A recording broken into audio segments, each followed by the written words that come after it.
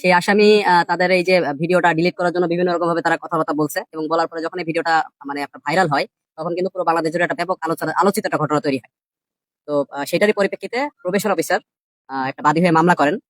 তো সেই মামলার পরিপ্রেক্ষিতে আমরা ছায়া তদন্ত করি এবং মুসিফনের ব্যাপার হচ্ছে যে ওই ঘটনার সঙ্গে সঙ্গে আপনার দুইজন আসামি জেলা পুলিশ নরসিংদী কিন্তু সঙ্গে সঙ্গে আটক করে, কিন্তু মূল যে হোতা যিনি ছিলেন ফারজানা আক্তার লতা তিনি হচ্ছে পলাতক ছিলেন।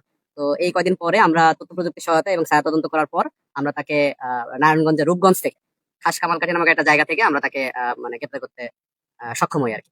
তো এটা সিপিএসসি নরসিংদী টিম খুব এবং র্যাব 11 এটার পিছনে আমরা অনেকদিন ধরে লেগেছিলাম যে যখন থেকে এই ঘটনাটা ঘটে। তো খুব দ্রুত গতির সাথে দ্রুততার সাথে আমরা তাকে আটক করতে সক্ষম হই। তো ঘটনার পরিপ্রেক্ষিতে আপনাদের একটু জানার দরকার, সেটা হচ্ছে যে এই ঘটনাটা মূলত ঘটে কিন্তু আপনার 11 তারিখ। 11 তারিখ ঘটনা ঘটে এবং 14 তারিখে আপনার এই ঘটনাটা ভাইরাল হয়। তো এর ভিতরে অপর যে দুই আসামি ছিল সেই আসামি তাদের এই যে ভিডিওটা ডিলিট করার জন্য বিভিন্ন রকম ভাবে তারা কথাবার্তা বলছে এবং বলার পরে যখন এই ভিডিওটা মানে আপনার ভাইরাল হয় তখন কিন্তু পুরো বাংলাদেশ জুড়ে একটা ব্যাপক আলোচিত একটা ঘটনা তৈরি হয়।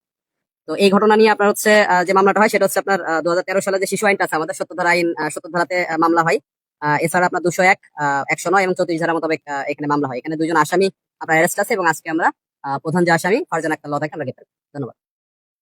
প্রাথমিকভাবে জানা গেছে যে এটা একটা পারিবারিক একটা বিরোধ, পারিবারিক বিরোধে তিনি এই ঘটনাটা ঘটায় এবং তিনি স্বীকারও করছে যে তিনি ভুলক্রমে এটা করে ফেলতে। নেগেটিভ। এটা আপনার মনে করেন যে তদন্তকারী অফিসার আরো বেশি আর কি মানে তদন্ত করবেন, করার পরে তিনি আরো বেশি খোঁজাখুঁজি করার পরে যদি কোনো নাম আসে ডেফিনেটলি উইল গো।